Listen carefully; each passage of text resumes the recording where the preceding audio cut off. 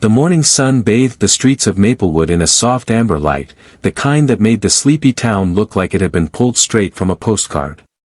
Walter Thompson, 85, dressed in his old army jacket with a collection of faded medals pinned to his chest, made his daily walk to Charlie's diner. The jacket had long since lost its crispness, but the man who wore it walked with a quiet dignity that time could never diminish. Walter had lived in Maplewood since returning from the Korean War in 1953. The town had changed over the decades, but some things remained constant: the smell of fresh-baked cinnamon rolls from the bakery on Main, the clang of the church bell at noon, and Walter's morning routine. But this morning was different. As he passed the town square, a rumble of engines shattered the calm. A group of bikers pulled into town, their loud Harley-Davidsons echoing off brick walls. They wore leather, sported tattoos, and radiated an energy that made some of the townspeople shift nervously. Walter barely gave them a glance. He'd seen far worse in his time. He just kept walking. Jake "Crusher" Malone, the leader of the biker gang known as the Iron Claws, watched Walter pass. Something about the old man, maybe the military jacket, maybe the air of quiet pride, triggered Jake. He didn't know why. Maybe it reminded him of his estranged father, a veteran who had never approved of his lifestyle. Or maybe it was just a bad morning. Whatever it was, Jake stepped forward and blocked Walter's path. "Nice jacket, Grandpa," he sneered. "Where'd you get it?" "Costume shop." Walter looked up, unbothered. "Earned it. Korea, 1951, 3rd Infantry." Jake laughed, a cruel, shallow sound. "Yeah. Well, maybe it's time you retired it. Like you should have retired yourself." Before anyone could react, Jake shoved Walter hard in the chest. The old man stumbled back and fell onto the sidewalk, hitting his elbow on the edge of a bench. The fall wasn't dramatic, but the gasp that echoed through Maplewood was deafening. A teenager nearby caught the whole thing on his phone. The clip would go viral in hours, but in that moment, it was just an old man on the ground and a town in shock. Walter struggled to sit up, more embarrassed than hurt.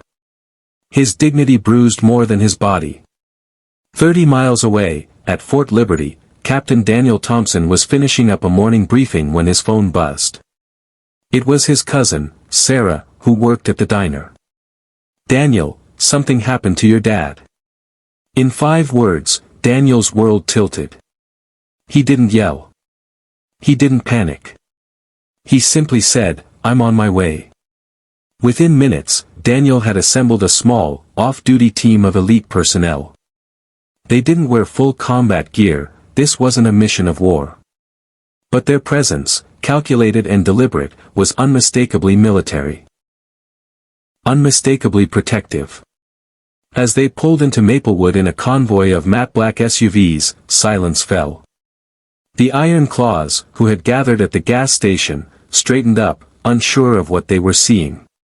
Captain Daniel stepped out, all calm authority and steel-eyed focus.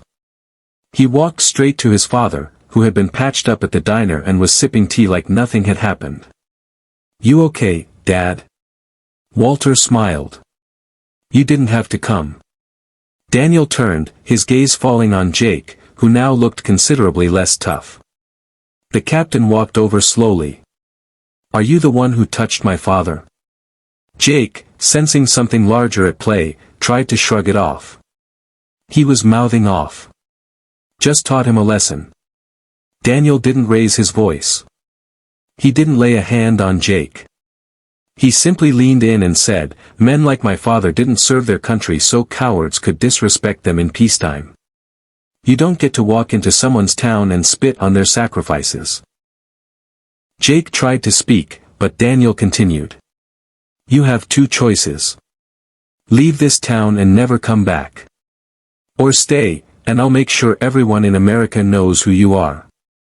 The team behind Daniel didn't flinch. They didn't have to.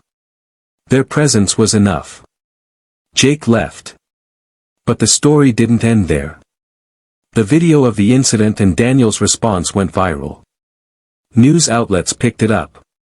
The town was flooded with messages of support. Veterans from across the country wrote letters to Walter. A GoFundMe campaign raised over $200,000 for a new veterans center in Maplewood. Walter didn't want a statue.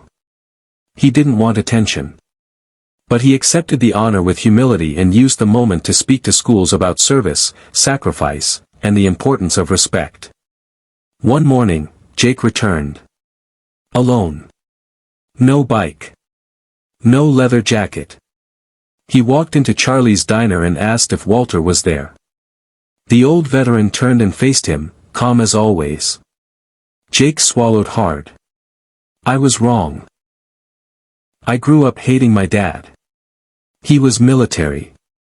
Strict. Cold. I took it out on you, and I'm sorry. Walter studied him. Then he nodded slowly. Sit down. Join me for coffee.